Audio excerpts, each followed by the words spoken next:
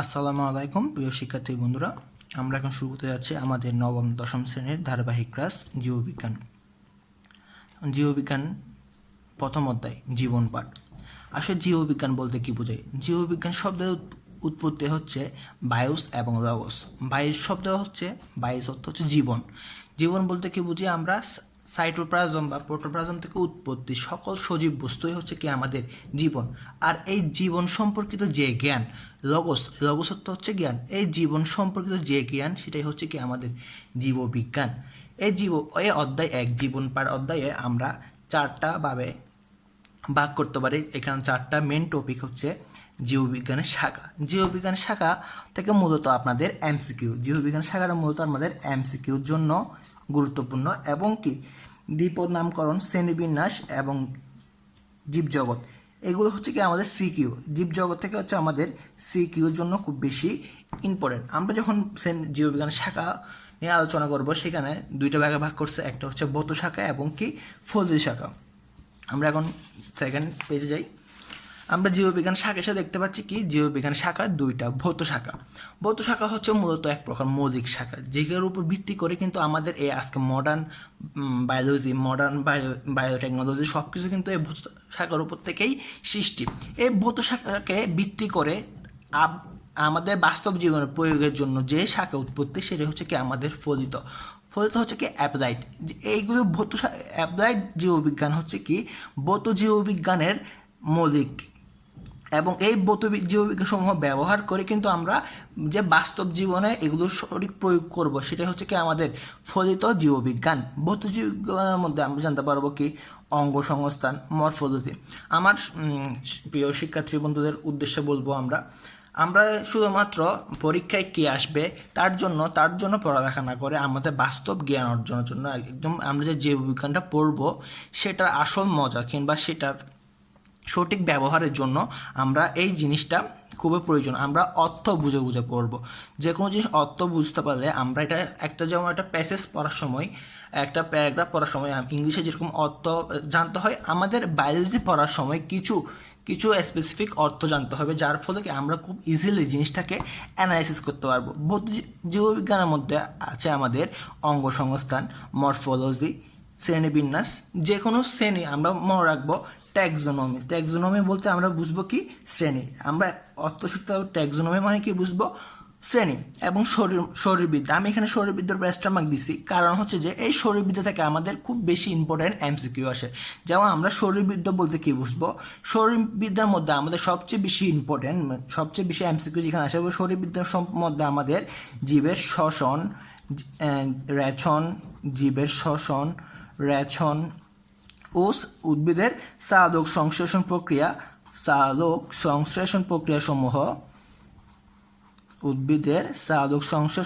সমূহ আলোচনা করা হয়। এবং হিস্টোলজি হচ্ছে কি, এবং হিস্টোলজিতে আমরা টিস্যু অ্যাস্ট্রোমার্ক দিচ্ছি কারণ হচ্ছে কি হিস্টোলজিতে আমাদের টিস্যুর গঠন ও টিস্যুর বিন্যাস নিয়ে আলোচনা করা হবে। টিস্যুর গঠন ও টিস্যুর বিন্যাস নিয়ে আলোচনা করা হবে। ভ্রূণ বলতে আমরা একটা ভ্রূণকোষ কীভাবে উৎপত্তি, কীভাবে সৃষ্টি, জনন প্রক্রিয়াটা কিন্তু এই ভ্রূণবিদ্যা থেকেই উৎপত্তি হবে। আমি শিক্ষার্থীর উদ্দেশ্যে বলবো, আমরা বাংলা পড়ার সাথে সাথে ইংলিশ টার্মগুলো, ইংলিশ ওয়ার্ডগুলো ভালো করে বোঝার চেষ্টা করব।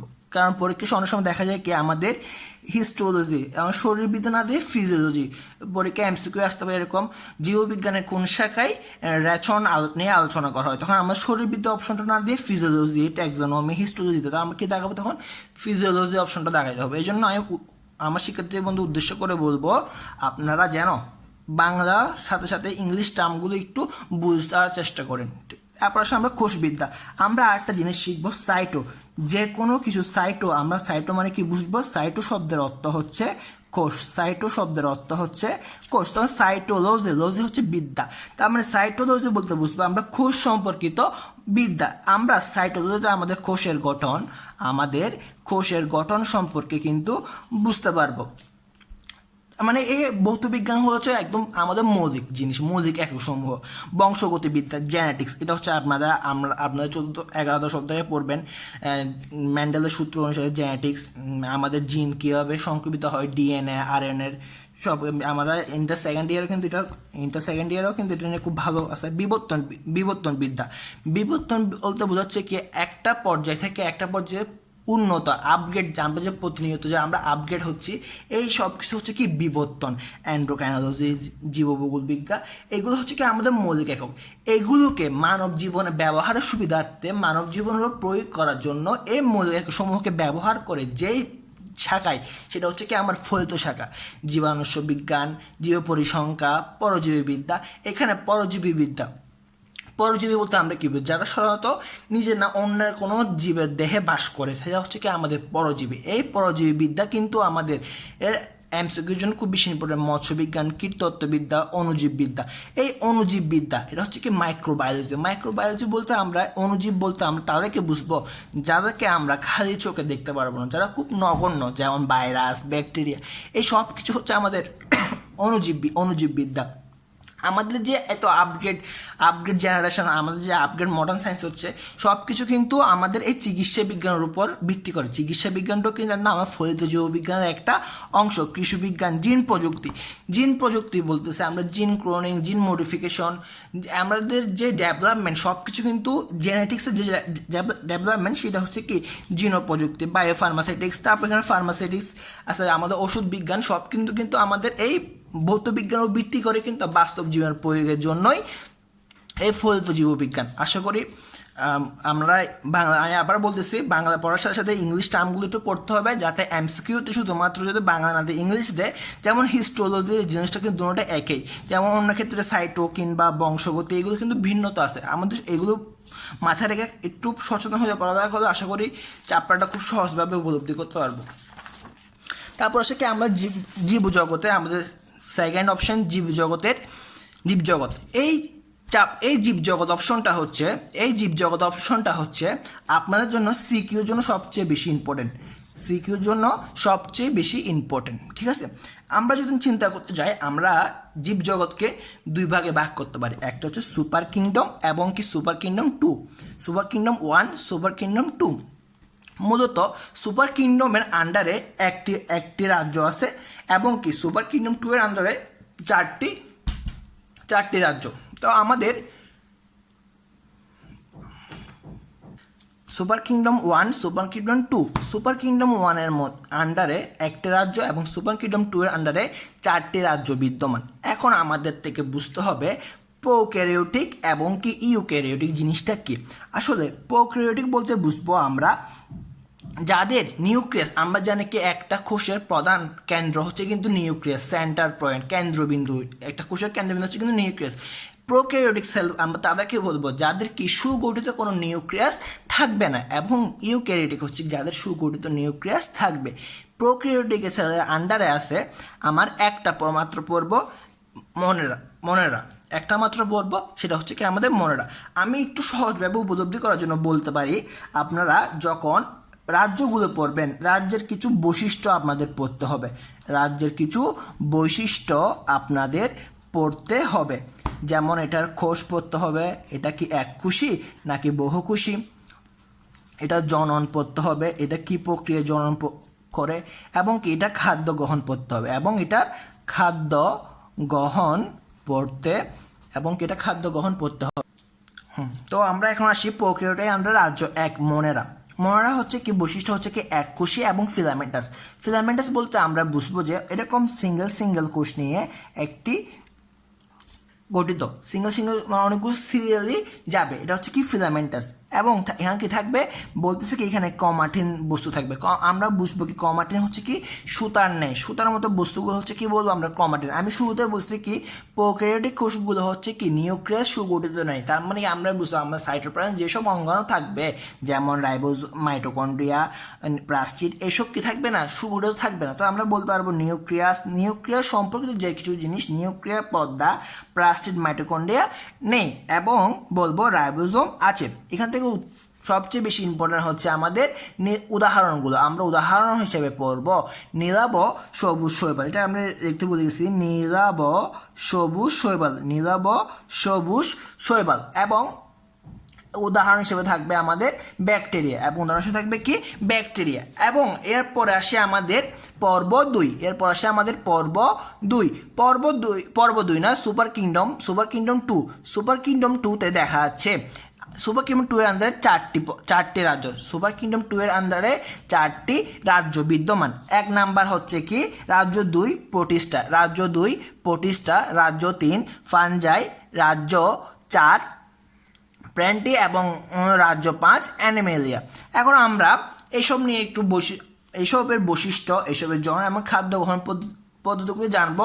আমি বারবার বলতেছি এগুলো থেকে সিকিউ আসার সম্ভাবনা খুব বেশি ইম্পর্টেন্ট, খুব বেশি আছে। তো আপনারা কি করবেন, যখন পড়বেন তখন এগুলোর চিত্রসহ পড়বেন, এগুলোর চিত্রসহ পড়ার জন্য আমাদের কাছে অনুরোধ থাকবে। কারণ পরীক্ষায় দেখা যাবে কি অনেক সময় শুধুমাত্র চিত্র দিয়ে দিবে, শুধুমাত্র চিত্র দিয়ে বলবে কি এটি কোন পর্বের অন্তর্ভুক্ত এবং এটার বৈশিষ্ট্যসমূহ ব্যাখ্যা করো, এটা জনন প্রক্রিয়া ব্যাখ্যা করো, এটা খাদ্য গ্রহণ প্রক্রিয়া ব্যাখ্যা করো। এই সব জিনিসগুলো বোঝার জন্য আমাদের চিত্রগুলো খুব বেশি ইম্পর্টেন্ট। তো আমরা কি করব, যখন এই প্রত্যেকটা রাজ্যগুলো পড়ব, রাজ্যগুলোর বৈশিষ্ট্যের মধ্যে কোষ প্রক্রিয়া, কোষ বিভাজন প্রক্রিয়া, খাদ্য গ্রহণ, জনন এবং উদাহরণ খুব গুরুত্বপূর্ণ সাথে পড়বো, এবং কি চিত্রসমূহ আমরা খুব ভালো করে পড়তে হবে। কারণ দেখা যাবে অনেক সময় পরীক্ষার মধ্যে শুধুমাত্র চিত্র দিয়ে বলবে কি এটি কোন রাজ্যের অন্তর্ভুক্ত, এটার খাদ্য গ্রহণ প্রক্রিয়া, এটা জনন প্রক্রিয়া ব্যাখ্যা করো। তো আমরা রাজ্য 2 প্রোটিস্টার মধ্যে আসি। বলছে প্রোটিস্টা সমূহ হচ্ছে কি আমার এককোষী কিংবা বহুকোষী। বলছে এটা সিঙ্গেল সেল নিয়ে গঠিত হতে পারে, কিংবা অনেকগুলো সিঙ্গেল সেল নিয়ে গঠিত, কিংবা মাল্টিপল সেল নিয়ে গঠিত হতে পারে। বলছে কি এটার তার মানে হচ্ছে কি এই সুপার কিংডমটা হচ্ছে কি আমার ইউক্যারিওটার পর্বের মধ্যে অন্তর্ভুক্ত। আমার ইউক্যারিওটা হচ্ছে কি যেটার নিউক্লিয়াস কি থাকবে, সুগঠিত থাকবে।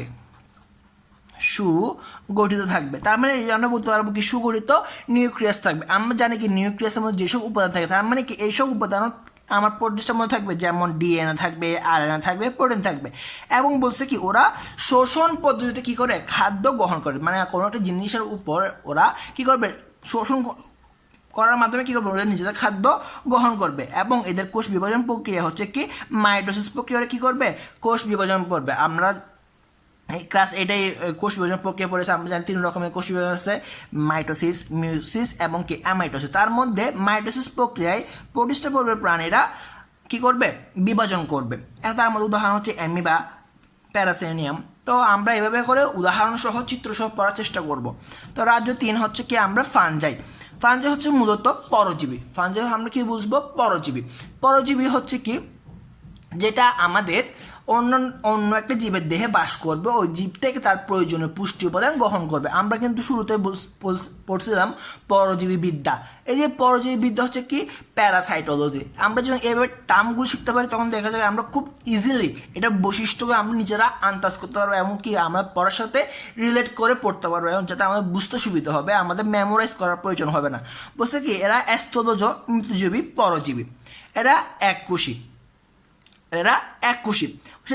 এখানে এই পরজীবী বা ফানজাইয়ের মধ্যে সবচেয়ে বেশি ইম্পর্টেন্ট একটা কোয়েশ্চেন সবসময় আসে, সেটা হচ্ছে কি আমার এদের কোষ প্রাচীর কাইটিন নির্মিত। এটা হচ্ছে কি আমার সবচেয়ে বেশি পরিমাণে এমসিকিউ আসে এখান থেকে। ফানজাইয়ের কোষ প্রাচীর কাইটিন নির্মিত, কিংবা ফানজাই না বলে ফানজাইয়ের অন্তর্ভুক্ত যেসব উদাহরণ, যেমন ইস্ট, পেনিসিলিয়াম, মাশরুম। আমাদের কোয়েশ্চেন আসতে পারে মাশরুমের কোষ প্রাচীর কি দ্বারা নির্মিত। তো আমাদের মাশরুম কোন রাজ্যের অন্তর্ভুক্ত, মাশরুম ফানজাই রাজ্যের অন্তর্ভুক্ত। ফানজাইয়ের কোষ প্রাচীর কাইটিন নির্মিত, সেহেতু মাশরুম, ইস্ট, পেনিসিলিয়ামের কোষ প্রাচীরে কি হবে আমার কাইটিন নির্মিত। আমরা পর্ব 4টা পরে দেখতেছি, রাজ্য 4টা পরে দেখতেছি। আমরা রাজ্য 5 যাই। রাজ্য 5 হচ্ছে আমার অ্যানিমেলিয়া। অ্যানিমেলিয়া হচ্ছে কি প্রাণী। আমরা অ্যানিমেলিয়া হচ্ছে কি আমাদের এই রাজ্যে সবচেয়ে আপগ্রেডেড, সবচেয়ে উন্নত। বুঝতে কি এদের নিউক্লিয়াসটা হচ্ছে কি বহুকোষী, এরা বহুকোষ বিশিষ্ট নিউক্লিয়াস। পরভুজী, আমরা পরভুজী আর স্বভুজী ওয়ার্ডটা বুঝতে হবে। পরভুজী ওয়ার্ডটা হচ্ছে কি